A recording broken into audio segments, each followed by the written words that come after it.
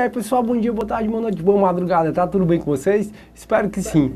Turma, na aula passada eu nem terminei de responder o item E, que o item E tá correto, mas o Hernani, o grande cameraman, dando sinal para eu acabar a aula, ele fazendo assim.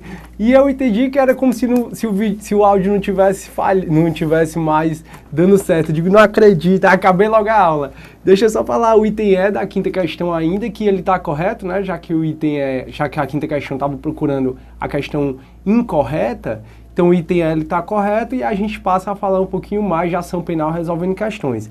Essa é a nossa última aula de ação penal. Próxima aula, próximo módulo de extinção da punibilidade. A gente vai falar de extinção da punibilidade, vou tentar te explicar, mas vou te explicar e você vai entender muito bem prescrição, porque prescrição é uma matéria assim que algumas pessoas ficam em dúvida, principalmente o pessoal do direito, porque prescrição envolve números, e sempre quando envolve número, o pessoal do direito ele se treme todinho. Mas faz parte. Bora lá, quinta questão, letra E.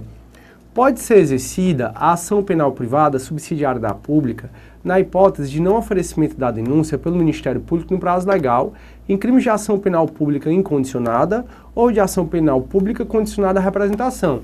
Essa está correta. Você sabe que ela não está 100% correta, mas ela está correta. Porque pode ser exercida a ação penal privada subsidiária da pública na hipótese de não oferecimento da denúncia pelo Ministério Público no prazo legal. Na realidade, ficaria mais correto se tivesse colocado na hipótese de inércia do Ministério Público no prazo legal. E não só o não oferecimento da denúncia. Porque se no prazo legal o Ministério Público ele não oferece a denúncia, mas ele pede arquivamento, aí não surge o direito de ação penal privada subsidiária da pública. Agora, fiquem só atentos por quando cair esse tipo de questão, que a ação penal privada subsidiária da pública, ela vai poder ser utilizada em hipótese de não oferecimento da denúncia pelo Ministério Público no prazo legal. Fiquem apenas atentos quando cair essa redação, porque essa é a redação do artigo 100, parágrafo 3º do Código Penal. Portanto, pessoal, não tem como você tentar impugnar essa questão dizendo que ela é anula ou anulável, exatamente porque é a redação do 100, parágrafo 3º. Mas não basta não só o oferecimento da denúncia, tem que o Ministério Público ser inerte no prazo legal. Como eu falei, ele pode requerer novas diligências, pode pedir o arquivamento, e se ele fizer isso no prazo legal, ele não é inerte, e se ele não é inerte, não surge o direito de ação penal privada subsidiária da pública. Tranquilo? Bora lá. Sexta questão. O Instituto da Perempção não se aplica nas ações penais privadas de iniciativa pública incondicionada ou condicionada à representação do ofendido, sendo aplicável somente às ações penais de iniciativa privada. Turma, esse item está correto. A perempção é uma causa extintiva da punibilidade. Até no próximo módulo eu vou falar, turma, de perempção a gente já conversou um pouco, que até na realidade o artigo 60 do Código de Processo Penal. Espero que você lembre da perempção. A perempção é para as ações penais privadas, para quando o querelante, que é aquele que entra com queixa-crime, que é aquele que dá início às ações penais privadas, quando o querelante ele não dá andamento à ação penal por mais de 30 dias. No caso de morte do querelante, a família tem que dar, o SECAD, né, cônjuge, companheiro, ascendente, descendente ou irmão, tem que dar andamento por 60 dias, em até 60 dias. Se passou de 60 dias, perempção. A pessoa jurídica que xingue sem deixar o seu sucessor é um caso de perempção, e aí não pedir a condenação nas alegações finais é um caso de perempção. Então veja, a perempção ela só é utilizada nas ações penais privadas. E lembre que não vale perempção nas ações penais privadas subsidiárias da públicas. A perempção é um instituto aplicável tão somente nas ações penais privadas propriamente ditas ou nas ações penais privadas personalíssimas. Então diz assim, o Instituto da Perempção não se aplica nas ações penais de iniciativa pública incondicionada ou pública condicionada à representação do ofendido, correto? Sendo aplicável somente às ações penais de iniciativa privada, correta. Próxima questão, galera, vamos lá. Sétima questão. Com relação à representação, como condição de procedibilidade da ação pública, penal pública, nos casos expressos em lei, no tocante à prescrição e ao perdão do ofendido, assinale a opção correta. Turma, não esqueça, isso cai bastante em prova. Qual é a natureza jurídica da representação, nos casos em que a lei diz que ela é necessária? Ela é uma condição de procedibilidade da ação penal, assim como retratou bem a nossa questão. Vamos que vamos. Item A. O perdão nos crimes cuja ação é de iniciativa privada, seja expresso, seja tácito, anterior ou posterior à instauração da ação penal, anterior ou posterior à instauração da ação penal, aproveita a todos os querelados, mesmo que concedido a um só deles. Mas se concedido por um dos ofendidos, não prejudica os direitos dos demais de dar prosseguimento à ação penal. Pessoal, estava quase toda correta essa questão. Só se tornou errado por conta de uma palavra. A gente viu que existe a renúncia ao direito de queixa ou de representação. E a renúncia ao direito de queixa ou de representação, ela ocorre antes do início da ação penal. Já se a ação penal ela é iniciada, se o indivíduo instaura a ação penal por meio de uma queixa-crime, nas ações penais privadas, depois do início da ação penal, cabe o perdão do ofendido. Aqui fala o perdão anterior ou posterior à instauração da ação penal. Não, o perdão ele é posterior à instauração da ação penal. Por isso que está errado. No resto, está tudo correto. Então, pronto. B de bola. O crime de injúria é passível de perdão do ofendido, mas a ele não se aplica o perdão judicial. Turma, no item B de bola está falando algo que a gente vai aprofundar um pouquinho mais na frente, que é exatamente sobre o crime de injúria. O crime de injúria ele é passível de perdão do ofendido, já que, como regra, o crime de injúria ele é um crime de ação penal privada, como regra. Só que ele fala que não se aplica o perdão judicial. Quando eu for explicar os crimes contra a honra para vocês, que a gente vai falar de calúnia, injúria e difamação, aí a gente vai conversar sobre injúria. E aí o juiz pode deixar de aplicar a pena no caso de retorção imediata que consiste em outra injúria. Ou seja, o Código Penal ele traz algumas hipóteses onde o juiz pode aplicar o perdão judicial. Perdão judicial, assim como o perdão do ofendido, é uma causa extintiva da punibilidade. Ou seja, o cara cometeu o crime, mas não pode mais ser punido. E uma das hipóteses de perdão judicial, ou seja, dado pelo juiz, no crime de injúria, é quando a injúria consiste em retorção imediata de outra injúria. Ou seja, o cara me chamou, baitola, baitola é você, seu filho da puta. Baitola é você, sua rapariga. Se eu fiz isso, ou seja, ela me provocou e eu teve uma retorção imediata, onde consistiu essa retorção imediata em outra injúria, aí nesse caso é um caso onde o juiz pode sim aplicar o perdão judicial. Então aqui quando fala que não se cabe perdão judicial no crime de injúria, torna errada a questão, porque cabe sim. Isso aí a gente aprofunda mais na frente, daqui a sem ser o próximo módulo, o outro módulo vai ser de crimes contra a pessoa, e aí a gente vai falar disso. Bora lá. C. A representação é irretratável, depois de recebida a denúncia. A requisição é sempre irretratável, mesmo antes de iniciada a ação penal. Então bora lá, calma. A representação é irretratável, depois de recebida a denúncia. Turma, tá errada, porque a representação ela é irretratável depois de oferecida a denúncia. Professor, mas na Maria da Penha ela é irretratável depois de recebida a denúncia. Turma, a questão ela não está te perguntando sobre a Lei Maria da Penha. Aqui está sendo bem genérico, e quando ele é genérico assim, ele está falando mesmo do Código Penal, que é a lei geral. Se fosse para a Lei Maria da Penha, ele teria expressamente falado. Na Lei Maria da Penha, a representação é irretratável depois de recebida a denúncia. Só que como ele não está falando, ele não está especificando, ele não está delimitando para a Maria da Penha, então a gente vem mesmo para a regra que é o Código Penal. A representação é irretratável depois de oferecida a denúncia. Aí está errado, porque aqui tem escrito depois de recebida. A requisição é sempre irretratável, mesmo antes de iniciada a ação penal. Turma, prevalece na doutrina que essa segunda parte está correta, que a requisição ela é irretratável. Deu a requisição, não pode mais se retratar. Então o que estaria errado mesmo para a doutrina majoritária, porque essa parte final ainda tem uma certa discussão, é a parte de oferecida, e não que está escrito aí recebida e não oferecida. Então está falso. D de dado, o prazo prescricional, embora sujeito a causas interruptivas, impeditivas ou suspensivas é improrrogável, devendo ser contado do mesmo modo como se conta o prazo de cumprimento da pena privativa de liberdade. Turma, essa questão a gente vai aprofundar mais no próximo módulo. No próximo módulo, quando a gente for falar de extinção da punibilidade, a gente vai ver a prescrição. E essa aqui, ela está correta. Está correta por quê? Lembra que eu já expliquei do prazo penal e do prazo processual penal? O prazo penal, ele inclui o primeiro dia e exclui o último.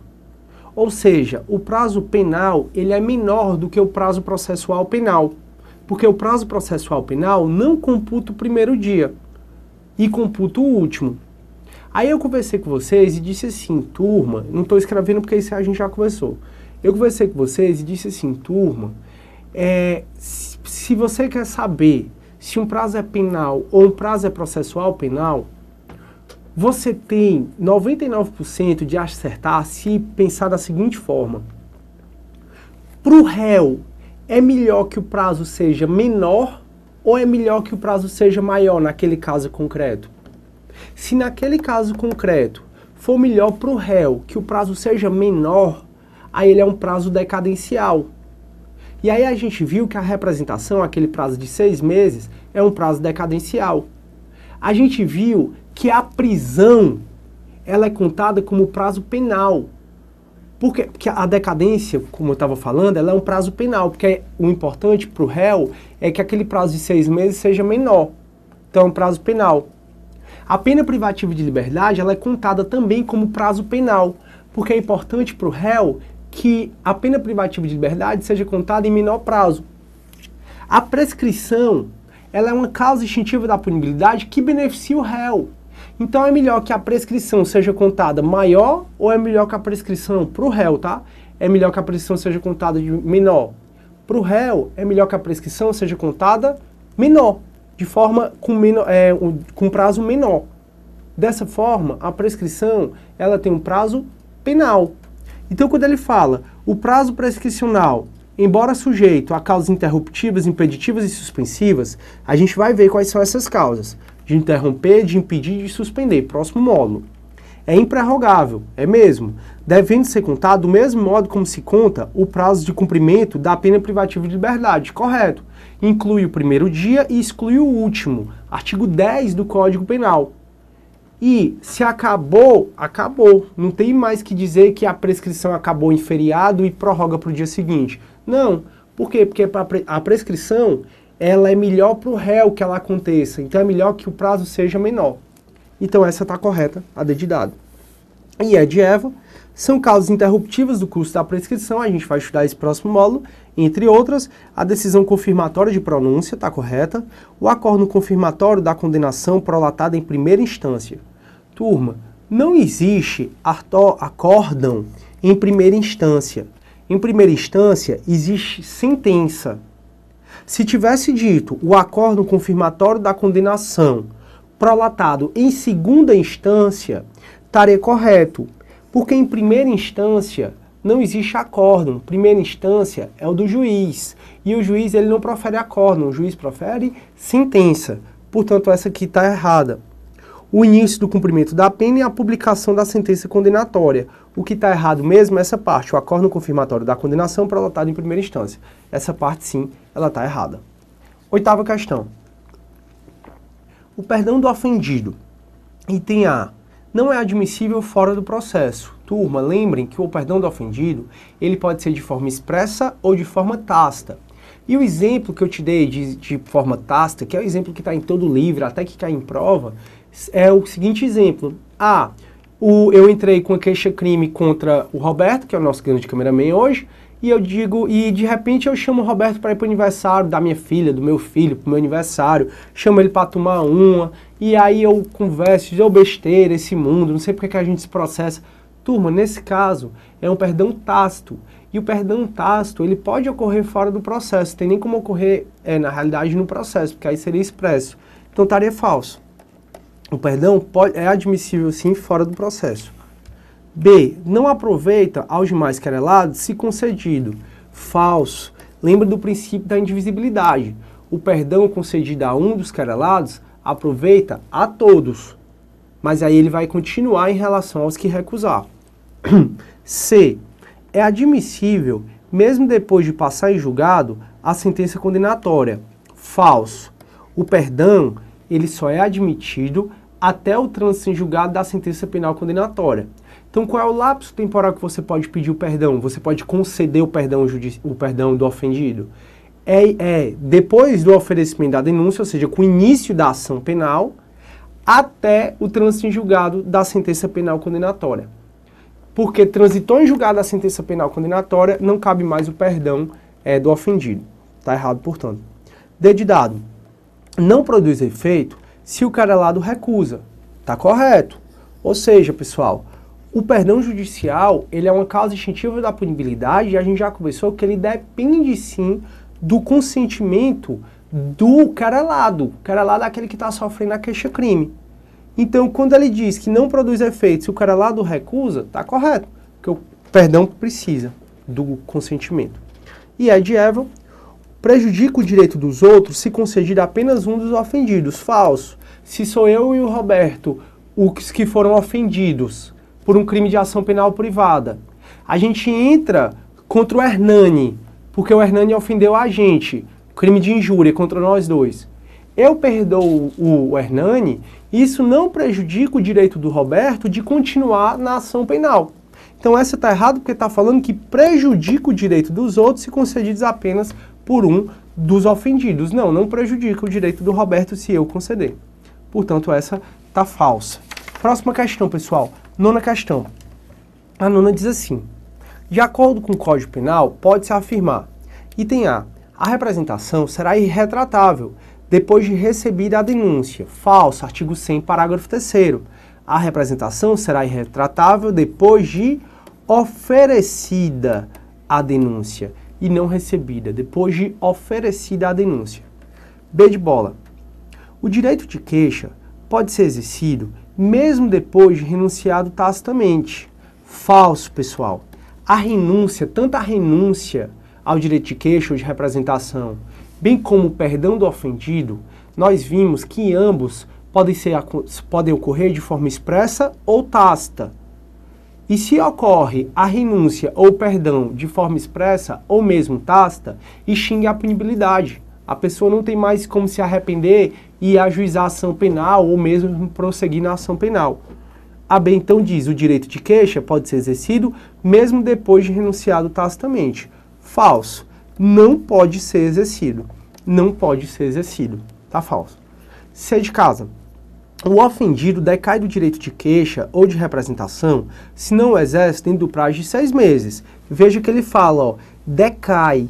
Quando fala de decai, prazo decadencial. Tá aqui, o ofendido decai do direito de queixa ou de representação se não o exerce dentro do prazo de 6 meses, contado da data em que se pratica a conduta delituosa.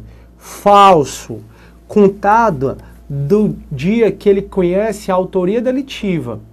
Então, o ofendido ele decai do direito de queixa ou de representação no prazo de 6 meses, a contar do conhecimento da autoria delitiva.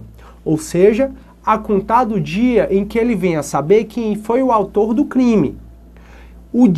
Esse dia que ele venha a saber quem é o autor do crime, pode ou não confundir com o primeiro dia, coincidir, aliás, com o primeiro dia, com o dia do crime. Então, o Roberto, ele me xingou, no dia do crime eu soube que foi o Roberto.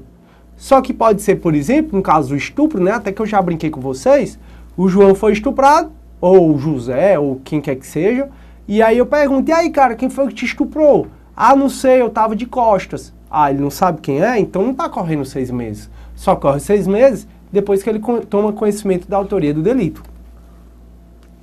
D de dado. Quando a lei considera como elemento ou circunstância do tipo legal fatos que por si mesmos constituem crimes, cabe ação penal pública em relação àquele, desde que em relação a qualquer destes se deva proceder de iniciativa do Ministério Público. Essa está correta. Essa é a letra do artigo 101 do Código Penal, turma. Nós até conversamos sobre ela e eu até já resolvi questões. Ou seja, crime complexo é aquele que protege mais de um bem jurídico. O crime complexo, então, ele vai ser resultado da fusão de 2 ou mais crimes.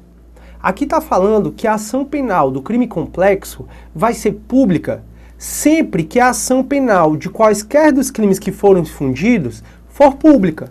Então vamos supor que existe um crime que é a fusão de um de ação penal pública com um de ação penal privada. Por ter um de ação penal pública, todo ele se torna de ação penal pública. Isso é a letra do artigo 101. E é de Eva, para produzir efeitos, o perdão independe de aceitação do querelado. Falso. Para produzir efeitos, o perdão depende da aceitação do querelado. Portanto, essa está errada. Próxima questão, pessoal, 10ª questão. Em relação ao início do inquérito policial, nos crimes de ação penal pública, assinale a opção incorreta. Professor, inquérito policial não é processo penal, não? É processo penal, turma. Mas aqui eu já conversei com vocês. Eu disse o seguinte, que o inquérito policial e a ação penal, elas só podem ser iniciadas de ofício se o crime for de ação penal pública incondicionada. Porque se o crime for de ação penal pública condicionada ou o crime for de ação penal privada, o inquérito policial vai depender da condição ou do requerimento para poder ser instaurado. Então, assinale a opção incorreta. A. Poderá ter início mediante representação de membro do Ministério Público. Turma, o inquérito policial pode ter início mediante a representação do membro do Ministério Público. Aqui, turma, fala dos crimes de ação penal pública. Na realidade, ele está até colocando a letra do artigo 5º do Código de Processo Penal. Lá no artigo 5º do Código de Processo Penal, diz que o inquérito policial nos crimes de ação penal pública, quando ele fala lá pública, é pública incondicionada, pode ter início mediante representação do mesmo Ministério Público. Está correto. Só sei o artigo 5º do CPP, Código de Processo Penal. B de bola. Poderá ter início mediante representação do juiz. Pode sim. C. Poderá ser iniciado de ofício pela autoridade policial. Pode sim. Veja bem, aqui essa banca examinadora, ela colocou, turma, a letra do artigo 5º. E o artigo 5º do CPP, quando ele fala que o inquérito policial nos crimes de ação penal pública pode ser iniciado mediante representação do juiz, do Ministério Público ou de ofício pela autoridade policial, ele está falando de ação penal pública incondicionada, portanto está tudo correto. E D, não poderá ser iniciado mediante requerimento da pessoa ofendida. Falso. Pode sim ser iniciado mediante o requerimento da pessoa ofendida. Aqui, pessoal, para aquela pessoa que não sabe nada de penal e processo penal, ela vai olhar assim, poxa, tem 4 assertivas. 3 fala que pode, uma fala que não pode, deve ser a que não pode. Aí acerta, né? Ou então erra dizendo, só pode ser a B e a C. Ô, comédia. Bora lá. Turma, primeiro caso, vala. Eu não sei porque às vezes dá esse tilt que não vem. 11ª questão. Turma, tá no slide, até porque eu conferi, tá no slide esse item aqui, que eu vou até colocar aqui para vocês, pra gente ver isso, ó. Tá aqui, ó. Aqui, primeira questão. Tenham calma, turma, só um minutinho, por favor. Pronto. Não, meu Deus, não tá. Eu vou ter que ler. Não sei por que não veio. Coisa triste, viu? Bora lá. Primeira questão, 11ª questão. Diz assim, primeiro caso. Abreu, atualmente com 20 anos, conheceu a Aline na festa do dia do seu aniversário de 12 anos. E desde então é seu namorado. Então Abreu, com 20 anos de idade, ele conheceu a Aline no dia do aniversário de 12 anos da Aline. E o cara de 20 anos, maior, ele tá namorando com a menina de 12 anos, menor. Pode? Pode não. Bora lá. Hoje, a Aline tem 13 anos, mas se prostitui desde os seus 10 anos de idade, sem o consentimento do seu namorado, sem o conhecimento do seu namorado. Após muita persuasão, no último final de semana, Aline resolveu ceder aos encantos de Abreu e fez sexo com ele. Turma, o Abreu, então, de 20 anos de idade, fez sexo com a sua namorada com 13 anos de idade, a Aline. E agora, mas a Aline, ela se prostitui desde há muito tempo. Desde os 10 anos de idade, a Aline se prostitui. Pessoal, um dia um conhecido olhou para mim e disse assim, Sidão, até já acontece essa história, né? Vocês sabem até quem é. Sidão, eu tô pegando uma menina e ela é bem novinha, macho. E aí, tem problema? Aí eu perguntei, ela tem mais de 14 anos? Tem mais de 14 anos.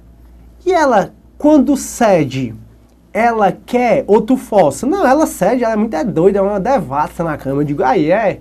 Aí eu disse, não, então não tem problema não. Pode ficar tranquilo, pode ficar tranquilo. Por quê? Porque as pessoas, elas só não podem dar, só não podem ceder, só não podem comer, desde que ela tenha menos de 14 anos. Porque você, maior de 18 anos, claro que se forem dois menores, o menor não comete crime, o menor comete ato infracional. Mas o maior de 18 anos só pode ter uma relação sexual com um menor, desde que esse menor tenha mais de 14 anos, e lógico, se a menor é menos de 18, e não haja constrangimento. Lógico, pessoal, constrangimento nunca. Ninguém pode ser forçado a ninguém a dar. Professor, mas ela aqui é prostituta. Mesmo a prostituta tem dignidade, então isso tem que ser respeitado. No dia que a prostituta não quiser ceder, ninguém pode forçar a prostituta a dar.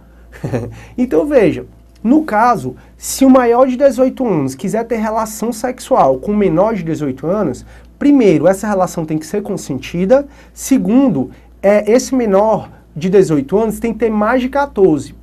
Porque se você tiver menos de 18 anos, ou se tiver menos de 14 anos, se um dos envolvidos tiver menos de 14 anos, isso é estupro de vulnerável do artigo 217, hífen A, do Código Penal.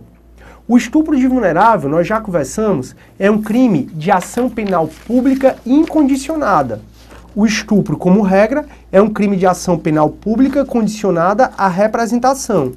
O estupro, então, como regra, é crime de ação penal pública condicionada à representação. Acontece, pessoal, que se for vítima menor ou vulnerável, aí nesse caso é ação penal pública incondicionada. Então, o namorado cometeu crime, cometeu sim, deixa eu ver como é o nome dele, o Abreu cometeu crime de estupro de vulnerável, 217 hífen A, e o crime é de ação penal pública incondicionada. Segunda questão, segundo caso, Leomar resolvia uma boate gay, onde conhece Priscila, um transformista, com quem pretende fazer sexo. Para tanto, Leomar decide colocar uma substância na bebida de Priscila, que desmaia e é levada por ele para um quarto de um cortiço a 200 metros do local. Lá, Leomar realiza seu intento e fez sexo anal com Priscila, que no dia seguinte, ao acordar, decide ir para a delegacia registrar o fato. Turma, lá no 217 hífen A, constitui estupro de vulnerável ter relação sexual, ainda que consentida, com menor de 14 anos ou pessoa vulnerável. Quem é a pessoa vulnerável? Pessoa vulnerável é qualquer pessoa, ainda que em estágio transitório, que não tenha como reagir, que não tenha como expressar a sua vontade, o seu consentimento.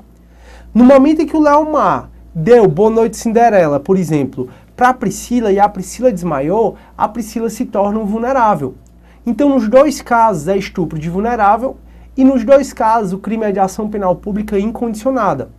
Pergunta-se, em cada caso, considerando a descrição típica, algum crime foi cometido? Sim, o estupro de vulnerável. Sendo a resposta positiva, qual foi o delito praticado e qual tipo de ação penal prevista para cada um deles?